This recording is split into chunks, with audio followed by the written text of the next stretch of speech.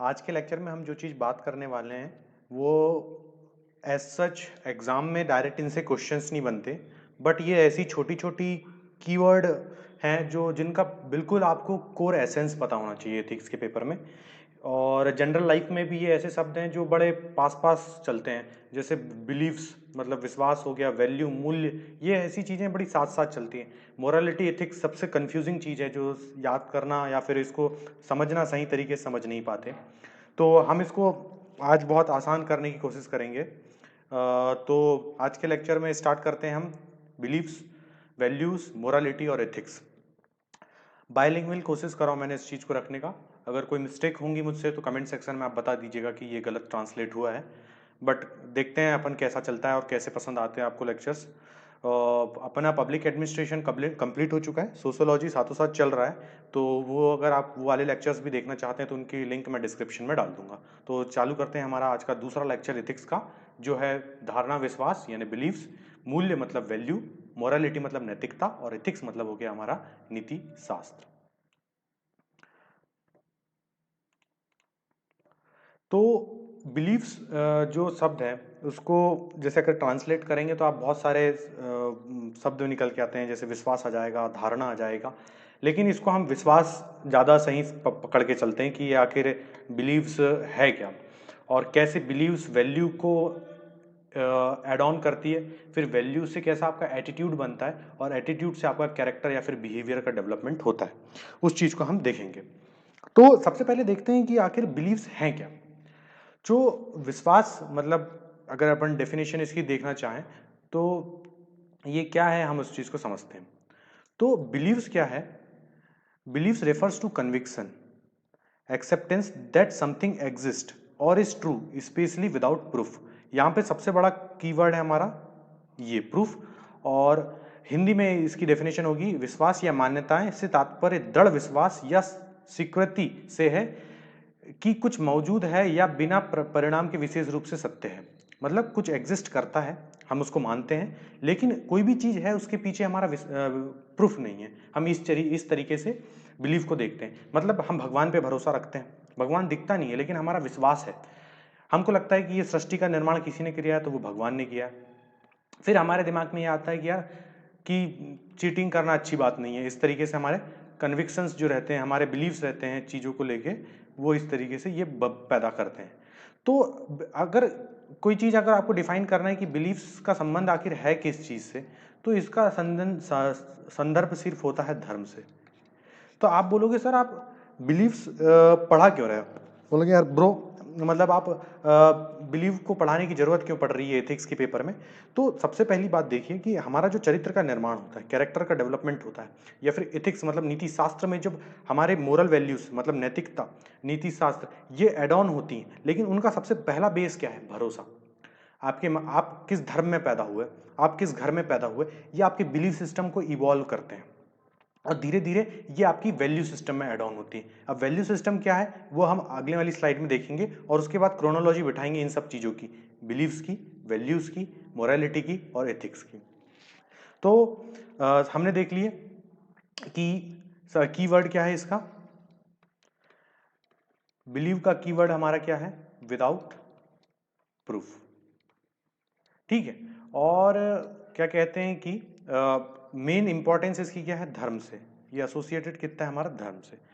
अब यहाँ पे एक और पॉइंट लिखा है, affects moral values and morals and values, नैतिकता और मूल्यों को प्रभावित करता है। अब ये कैसे प्रभावित करता है, क्या प्रभावित करता है, हम आने वाली स्लाइड में देखेंगे।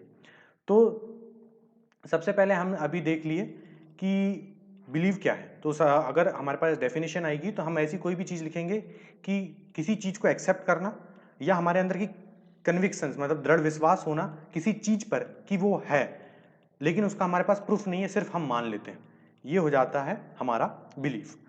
फिर उसके बाद हमको एग्जाम्पल देना रहा तो हम दे देंगे कि इसका मतलब गॉड क्रिएटेड द यूनिवर्स, भगवान ने इस दुनिया को बनाया है। चीटिंग करना अनैतिक है, चीटिंग नहीं करना चाहिए, एक बात बोली जाती है, और झूठ बोलना भी गलत बात है। लेकिन क्यों गलत है, क्या गलत है, ये हमको हमारे विश्वास ने, हमारे धर्म ने, हम जहाँ पे पैदा हुए, हमारे कल्चर ने, हमारे माँ बाप ने हमको ये चीज़ें सिखाई हैं। तो ये हो गया हमारा बिलीफ।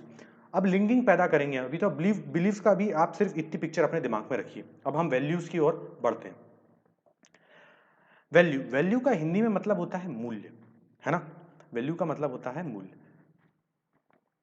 तो अब क्वेश्चन आता है कि सबसे पहले कि मूल्य क्या है। सबसे पहली डेफिनेशन अगर आती है कि वैल्यू क्या है, those thing that are important और वैल्यूड बाय समवन। मान के चलिए कि मेरे लिए मेरी वैल्यू है कि मैं इस माउस की रिस्पेक्ट करूं, ये माउस है, मैं रिस्पेक्ट करूं।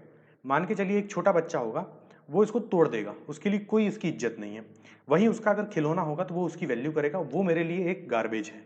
तो समझ रहे हो कि क्या चीज किसके लिए इंपॉर्टेंस रखती है। सबसे कीवर्ड इसमें क्या हो गया, इंपॉर्टेंस। मतलब वे चीजें जो किसी के द्वारा महत्वपूर्ण या मूल्यवान हैं, तो वो किसके लिए इंपॉर्टेंस हो सकती है, या तो एक इंडिविजुअल, या तो मेरे लिए हो सकती है, या एक संगठन। कोई भी संगठन बनता है, कोई भी कंपनी मान के चलिए बनती है, तो हर कंपनी के वैल्यूज होती हैं कि हमारी कंपनी में 9 to 5 जॉब करेंगे तो इस टाइम पे हम क्या कहते हैं कि कोई भी आउटसाइड दी ऑर्गेनाइजेशन घर की बातें नहीं करेंगे। एक मूल्य होगा कि इस ऑर्गेनाइजेशन में जितने भी लड़के हैं सारी लड़कियों को रिस्पेक्ट करेंगे। तो ये वैल्यू सिस्टम होता है कि हम इंपॉर्टेंस देंगे, वहाँ के एम्प्लॉय लड़कियों की इज्जत करेंगे। मैं एज ए इंडिविजुअल मेरे लिए क्या इंपॉर्टेंस रखता है, तो मेरे लिए इंपॉर्टेंस रखता है कि गाय की सेवा करना चाहिए, इन्वायरमेंट को बचाना चाहिए। वहीं जो बीफ खाना चाहते हैं उनके लिए गाय की वैल्यू नहीं है, मेरे लिए गाय माँ के समान है, उसके लिए नहीं है। तो मैं किस चीज़ को क्या इंपॉर्टेंस दे रहा हूँ, ये हो गई वैल्यू। तो वैल्यू से कीवर्ड एसोसिएटेड कौन सा हो गया हमारा, इंपॉर्टेंस। इंपॉर्टेंस मतलब महत्वपूर्ण, क्या महत्वपूर्ण है। तो इस कीवर्ड को हमको पकड़ के रखना है, और महत्वपूर्ण ये हो गया। अब वैल्यूज आंतरिक भी हो सकती, बाहर भी हो सकती। मैं किसी चीज को मतलब कई बार मैं किसी की ब्यूटी मतलब सुंदरता हो गई, सच्चाई, सच बोलता है कोई आदमी, गुडनेस, अच्छाई, करेज, साहस, ये एक ऐसी चीजें जो आंतरिक होती हैं। और हमको भगत सिंह की कौन सी वैल्यू सबसे अच्छी लगती, करेज था उनके अंदर। गांधी जी की कौन सी वैल्यू हमको अच्छी लगती, उनके सच्चाई की गुड और गुडनेस थी। फिर बोलेंगे कि ब्यूटी, इंटरनल ब्यूटी भी होती है, एक्सटर्नल तो फिजिकली कोई कैसा भी होता है, लेकिन इंटरनल ब्यूटी इन सब चीज़ों के अंदर समाहित होती है। तो वैल्यूज कौन सी होगी, एक हमारी आंतरिक होगी और दूसरी होगी हमारी एक्सट्रिंसिक। एक्सट्रिंसिक मतलब बाहरी, जो ऐसी चीज़ें जो बाहरी होंगी, जैसे किसी का पैसा अच्छा लगता है, किसी का रुतबा अपन को अच्छा लगता है, तो ये हो गई वैल्यूज। तो कैसे कैसे हमारे विश्वास वैल्यू को गढ़ेंगे, अभी हम देखने वाले हैं। इट कैन बी पॉजिटिव और नेगेटिव। तो मतलब जैसे मान के चलिए मैंने बोला गाय मेरे लिए पॉजिटिव है, पॉजिटिव वैल्यू रखती, वहीं दूसरे के लिए नेगेटिव वैल्यू रखती कि सिर्फ उसको खाना है, उसकी कोई पूजा पाठ उससे कोई लेना देना उसको है नहीं। अब वैल्यू सिस्टम जो हो सकता है वो परमानेंट भी हो सकता है, मतलब यहाँ पे जो लिखा है ये परमानेंट भी हो सकता है और ट्रांजिएंट भी हो सकता है या क्षणिक भी हो सकता है। यानी कि कोई ऐसी चीज मेरे लिए, मैं किसी चीज की रिस्पेक्ट कर रहा हूँ। मान के चलिए जब बच्चा छोटा था तो उसका टेडी बियर उसके लिए उसकी उसकी बहुत बड़ी वैल्यू थी, लेकिन जैसे ही बड़ा हो गया वो कचरे के डब्बे में चले गया उसका खिलौना। तो मतलब ये क्या हो गया, क्षणिक हो गई वैल्यू जो थी, किसी चीज की इंपॉर्टेंस जो थी वो टेम्पररी हो गई। अब परमानेंट वैल्यूज ऐसी होती हैं कि यार आदमी को हमेशा सच के रास्ते में चलना चाहिए। ये एक ऐसे वैल्यू सिस्टम है जो बिलीव्स था, उसका बना था कि यार हमें सच बोलना चाहिए। मतलब उसका कोई प्रूफ नहीं था, लेकिन वो वैल्यू धीरे से वो वैल्यू में एड ऑन हो गया। इस तरीके से वैल्यू बिलीव मतलब हमारा जो बिलीफ सिस्टम रहता है वो वैल्यू को गढ़ता है। तो समझ में आया क्रोनोलॉजी। वैल्यू का कोई बेस नहीं, मतलब हमारी बिलीफ का कोई प्रूफ नहीं था, लेकिन धीरे धीरे वो हमारी लाइफ में इंपॉर्टेंस रखने लगी, तो वो हमारी लाइफ में वैल्यूएबल बन गई, वैल्यू पैदा करने लगी। तो मूल्य समझ में आया। तो ये हो गई दो शब्द, दोनों के कीवर्ड्स, डेफिनेशन भी हमने देख ली, एग्जाम्पल भी देख लिया और उनकी कैरेक्टरिस्टिक्स भी देख लिए। तो एग्जाम पॉइंट ऑफ व्यू से भी चीज कवर हो गई और कोर एसेंस भी समझ में आएंगे। वैल्यू और बिलीफ में डिफरेंस अभी तक हमने देख लिए थे कि कैसे विश्वास विश्वास क्या होता है और विश्वास किस तरीके से जन्म लेता है, और विश्वास के एसोसिएटेड हमने देख लिए थे कि इसका कोई प्रूफ नहीं होता कि कैसे हम किसी चीज़ को मान रहे हैं, उसके पीछे का कोई लॉजिक नहीं होता। और वैल्यू हमने देख ली कि कैसे हम किसी चीज़ को इंपॉर्टेंस देते हैं। तो जब बिलीफ आ जाता है तो वही हमारे वैल्यू सिस्टम को एड ऑन करता है। तो कहते हैं यहाँ पे सबसे नीचे जो लाइन लिखी वो सबसे इंपॉर्टेंट है इस स्लाइड की। ये लिखा है इफ़ यू बिलीव, मेरी फोटो आ रही होगी शायद दिख नहीं रहा होगा लेकिन मैं पढ़ रहा हूँ अच्छे से, उसमें ध्यान दीजिएगा। If you believe in something then you have that value. मतलब जब आप किसी चीज़ पे विश्वास रखते हो तो वह मूल्य आपके जीवन में आ जाता है। उसका एग्जाम्पल है डेमोक्रेसी। अगर आप लोकतंत्र पे भरोसा रखते हो तो लोकतंत्र की वैल्यू, मतलब आप इंपॉर्टेंस लोकतंत्र को आप देने लगते हो, ये बात कहता है। ठीक है, उसके बाद देखते हैं कि ये जो हमारे डिफरेंसेस हैं वो किस बेसिस पे होंगे। डेफिनेशन दोनों की हम लिखेंगे, वैल्यू में हम कीवर्ड हमारा इंपॉर्टेंस दे देंगे, बिलीव्स में हम दे देंगे कि विदाउट प्रूफ वाली जो चीज़ को हम एक्सेप्ट करते हैं वो हमारा विश्वास हो जाता है। अब देखते हैं कि कैसे, अभी पूरा फोकस आप बिलीफ में रखिएगा अपना, फिर उसके बाद वैल्यू पे आना। तो लिखा है कि अफेक्ट्स मोरल्स एंड वैल्यू, ये हमारे मोरल्स और वैल्यूज को अफेक्ट करता है। तो देखिए, आपका विश्वास बना, विश्वास जिस चीज़ पे विश्वास करते हो तो आप उस चीज़ की वैल्यू करोगे। तो सीधी बात है, अगर बिलीफ में कुछ भी चेंजेस आएंगे तो वैल्यू सिस्टम में भी आएंगे, वो हो गया। अब मोरल्स क्या है वो तो हम अब बाद में देखेंगे, तो उसको होल्ड डाउन करिए। अब वैल्यू बन गई, तो वैल्यू से आपका क्या हो गया, आप किसी चीज़ की इंपॉर्टेंस देने लगे। वैल्यू के बाद आता है आपका एटीट्यूड, एटीट्यूड बनता है और फिर आपका बिहेवियर बिल्डअप होता है। तो वैल्यू हमारे बिहेवियर और कैरेक्टर चरित्र को अफेक्ट करता है। अब देखेंगे कि तीसरा पॉइंट जो लिखा है बिलीफ का, मोस्टली रिलेटेड टू रिलीजन, मतलब ज्यादातर धर्म से संबंधित है।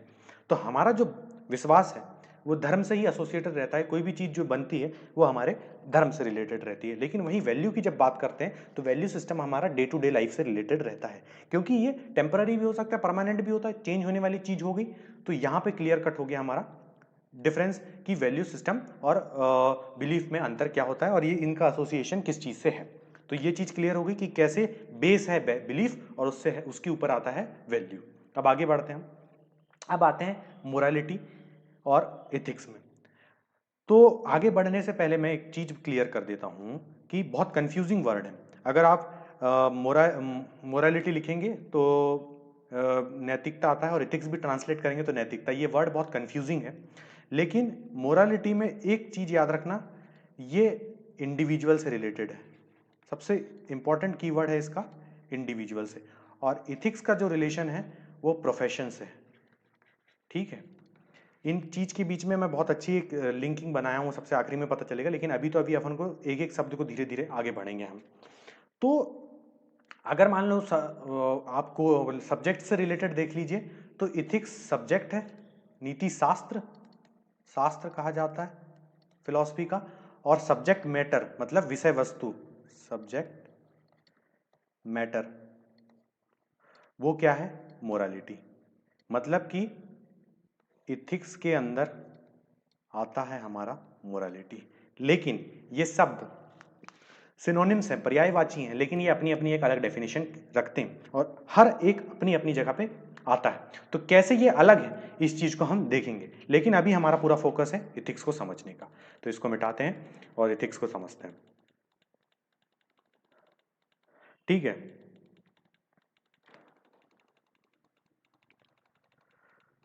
है ना।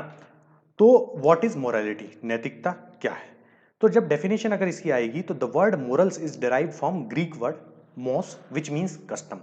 नैतिकता शब्द ग्रीक शब्द मोस से लिया गया है जिसका अर्थ होता है प्रथा। लेकिन ये तो डिफाइन करता नहीं है, ये तो सिर्फ शाब्दिक अर्थ है, लेकिन इसके पीछे का मकसद क्या होता है, शब्द बनते क्यों है, हमारी फीलिंग्स को, हमारे नेचर को बताने के लिए।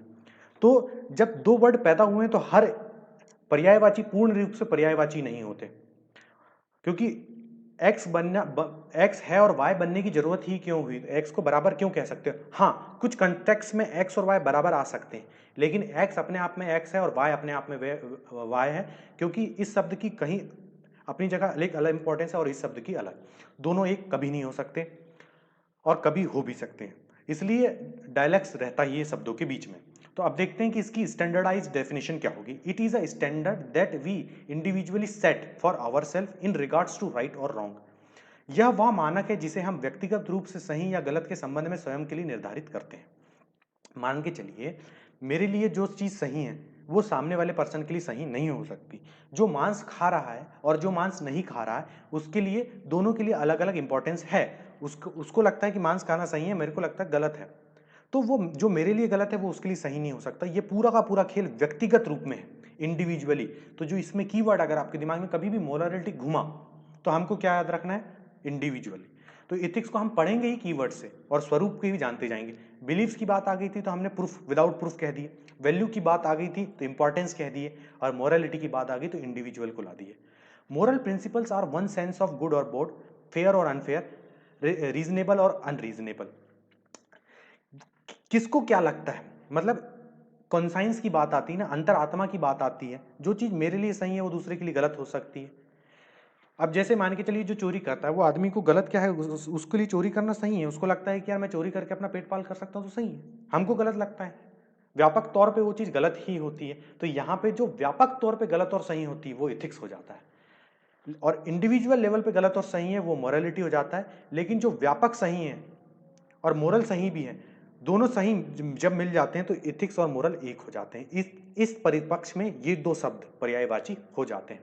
जब चोरी करना मोरालिटी भी आपको भी गलत लगता है, और सोसाइटी और कोड ऑफ कंडक्ट में भी ये चीज बोला जाता है, एथिक्स में भी ये कहा गया कि गलत होता है, तो ये हो जाते हैं मोरालिटी और एथिक्स का एक होना। यहाँ पे हो जाता है, मैं आपको डायग्राम से बताता हूँ, यहाँ पे हो जाएगा, ये हो गया हमारा एथिक्स और ये हो गया हमारा मोरालिटी। अभी तक अलग थे, लेकिन जब जैसे ही बात आ गई यूनिवर्सल मैचिंग की, तो यहाँ पे एथिक्स और मोरालिटी मिल गए, यहाँ पे हो गया मिलाप।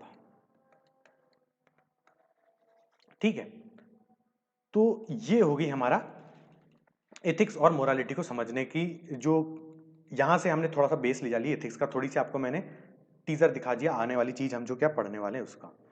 तो ये हो गई हमारे, it is like a individual guiding star which determines individual conduct. यह व्यक्तिगत मार्गदर्शक है की तरह है जो व्यक्तिगत आचरण को निर्धारित करता है। तो वही यहाँ पे व्यक्तिगत बात जो भी आएगी वो हो गई हमारी मोरालिटी की, किस चीज को हम क्या गलत है कहते हैं, क्या सही है, ये हो गई। इसके एग्जाम्पल क्या है, डू नॉट चीट, बेईमानी मत करो, बी लॉयल, प्रति वफादार रहना, बी पेशेंट, धैर्य रखना, always truth to your self, मतलब हमेशा सत्य बोलना, बी जेनरस। मतलब हमने क्या करें, अभी आगे की जो बात है वो, अभी ये चीज को बस एग्जांपल्स को अपने दिमाग में रखना कि कितनी बेसिक सी बात यहाँ पे कह रहा है। लेकिन जैसे ही जब हम इथिक्स में करेंगे तो बड़ी व्यापक स्टोरी आ जाएगी और एक नए कीवर्ड्स इजाद हो जाएंगे। तो हम आगे बढ़ते हैं, अब इथिक्स में आ गए।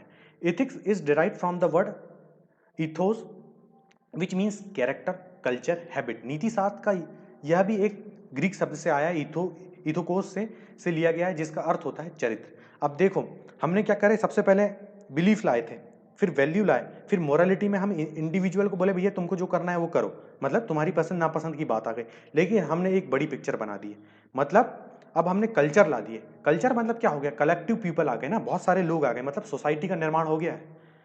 Ethics is the study of human action from the point of view of rightfulness and wrongfulness। वहां पे मोरालिटी क्या बात कर रहा था, इंडिविजुअल को क्या पसंद है क्या गलत है, लेकिन यहाँ पे हमने ह्यूमन एक्शन ला दिए, मतलब कलेक्टिव ह्यूमन आ गए, बहुत सारे लोग आ गए, मतलब सोसाइटी इवॉल्व हो गई। तो it define the social system. जब कभी भी आपके दिमाग में एथिक्स चले तो सोशल सिस्टम की वर्ड याद रखना, और मोरालिटी बात करे तो इंडिविजुअल बात रखना। अब देखो इसके एग्जाम्पल देखो, truthfulness, honesty, loyalty, respect, fairness और इंटीग्रिटी।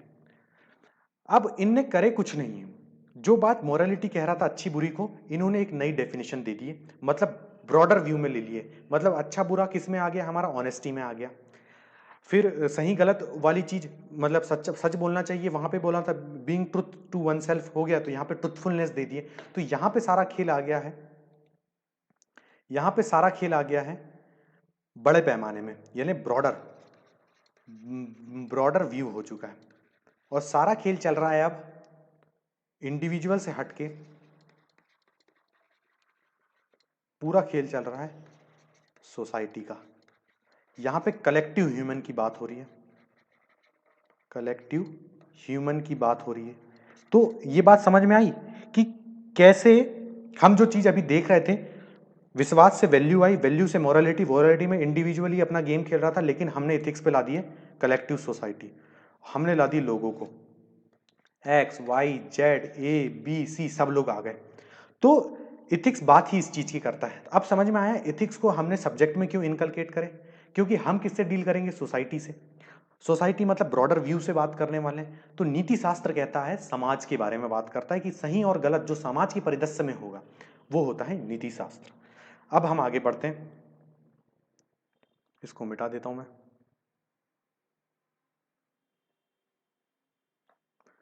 इसको बड़ा कर लेता हूं मैं। और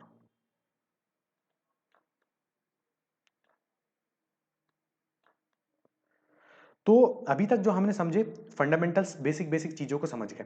अब मैं आपको स्कोर एसेंस इस सब्जेक्ट का बताऊंगा कि ये सब्जेक्ट जो बना है उसके पीछे की पूरी कहानी। उससे पहले हम डिफरेंस देख लेते हैं एथिक्स और मोरालिटी का। अब पूरी पूरी पिक्चर अपन को समझ में आ गई। मैं पहले यहाँ पे आपको जो बताया था मैंने, एथिक्स और मोरालिटी कैसे दो पर्यायवाची हैं लेकिन अपने आप में व्यापक दूरी रखते हैं। दोनों एक हो जाएंगे जब ग्लोबल व्यू मतलब सोसाइटी के लिए जो सही है और गलत है उसको, मोरालिटी भी सही, अगर मान ली सोसाइटी के लिए जो चीज़ सही है और मोरालिटी के लिए भी वो चीज़ मेरे को इंट्यूटली सही लगती है, मतलब सोसाइटी बोलती है कि भैया सच सच बोलो और मेरे को भी ऐसा लगता है सच लगता है, मतलब इथिक्स भी मिल रहा है, मोरालिटी भी मिल रहा है। तब यहाँ पे हो गई जो जो पर्यायवाची हैं, सही में दोनों एक दूसरे से ये जो शब्द है दोनों मिल गए हैं।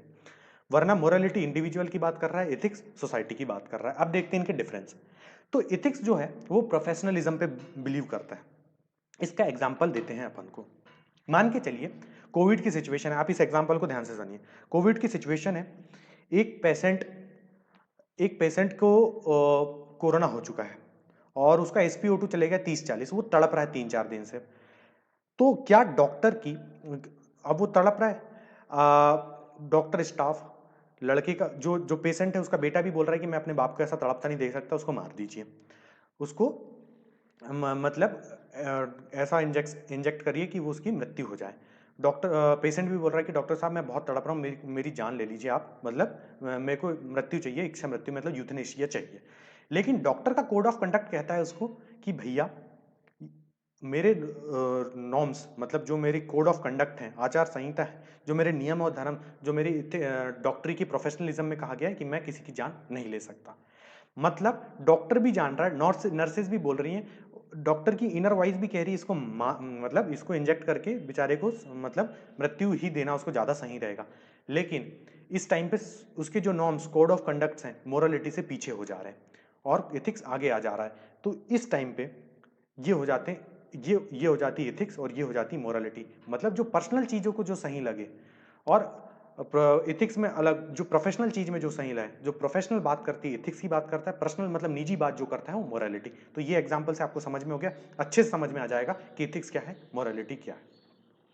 जो इथिक्स है वो एक्सटर्नल है, मतलब नियम कानून से जो चीज़ें चली आ रही हैं। हम आगे जाके जब पब्लिक एडमिनिस्ट्रेशन में ऑफिसर्स बनेंगे और हम लोगों को संभालेंगे तो हमारे भी कोड ऑफ कंडक्ट्स होंगे, पुलिस के भी कोड ऑफ कंडक्ट्स होते हैं, तो वो उनको उनकी अंतरात्मा को ही सुनना पड़ता है।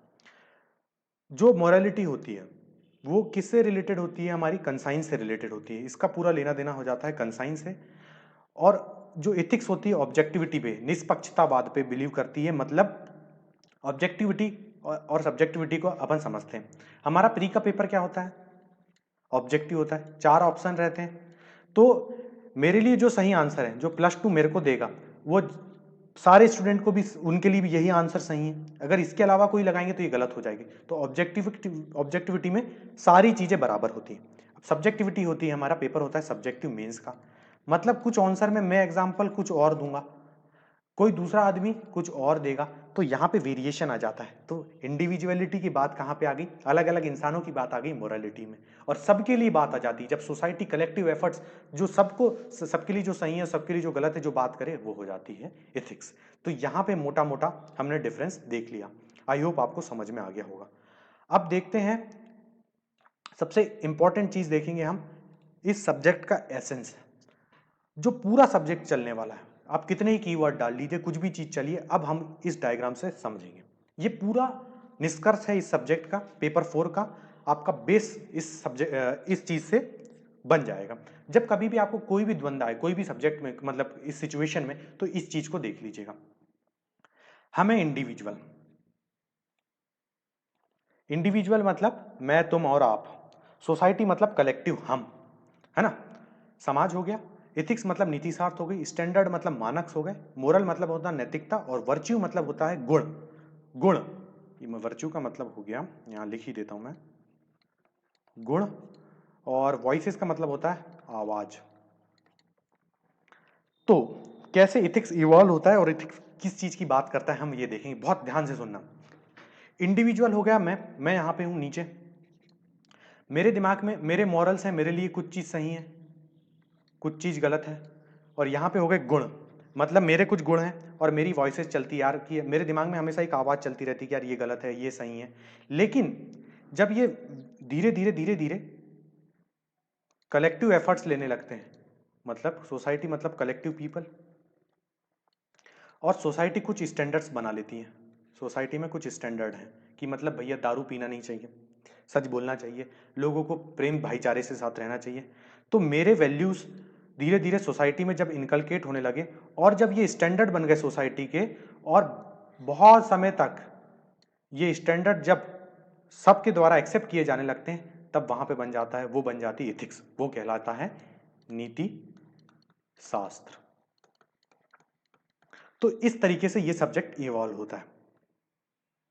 तो किस तरीके से चीजें चलती हैं ये समझ में आ गई हमको कि कैसे इंडिविजुअल अपनी इंडिविजुअल में आवाजें होती हैं उसकी, और धीरे धीरे जब ये मोरल्स बन जाते हैं तो एक क्रोनोलॉजी आपको समझ में आ रही होगी कि कैसे हमारा बिलीफ बना, बिलीफ ने हमारी कैसे वैल्यू को ऐड ऑन किया, मोरालिटी बनी, मोरालिटी ने हमको बताई क्या सही है क्या गलत है। लेकिन जब व्यापक स्तर पर सोसाइटी में वो चीज समावित हो गई, प्रोफेशनलिज्म में बन गया, वो बन गई एथिक्स। तो यहीं पे है हमारा खेल चलेगा कि आप जैसे केस स्टडी में पढ़ते भी क्यों हैं, कि आपको क्या लगता है, और फिर सोसाइटी में जो स्टैंडर्ड से एथिक्स बन चुका है, एथिक्स कैसे पैदा हुआ है, ये चीज बता रहा है ये डायग्राम आपको। तो आपकी मोरालिटी, आपके मोरल्स, आपके वर्च्यू मतलब आपके कुछ गुण हैं, और आपकी आवाजें हैं इर्द गिर्द, मतलब नॉइसेस चल रही हैं कि यार ये सही है ये गलत है। लेकिन वो स्टैंडर्ड्स, इन्हीं स्टैंडर्ड्स में से एक सोसाइटी ने अपने नॉर्म्स बना लिए, और वो जो स्टैंडर्ड्स हमारे एथिक्स बन गए, उसके बीच में जो नेगोशिएशन चलता रहता है, वही है सारा खेल हमारे एथिक्स सब्जेक्ट का, और यही चलता रहेगा। तो जीवन में भी कोई चीज़ सही नहीं है और कोई चीज़ एब्सोल्यूट गलत नहीं है, और इसी के बीच में हमारे जीवन का द्वंद्व चलता रहता है। तो हमने इस लेक्चर में देख ली वैल्यूज़ क्या हैं, बिलीफ क्या है, मोरालिटी क्या है, एथिक्स क्या है। ये आपको बहुत ज़्यादा जरूरी था कि ये चारों चीज़ें जानना, और ये डायग्राम हमेशा अपने दिमाग में रखना।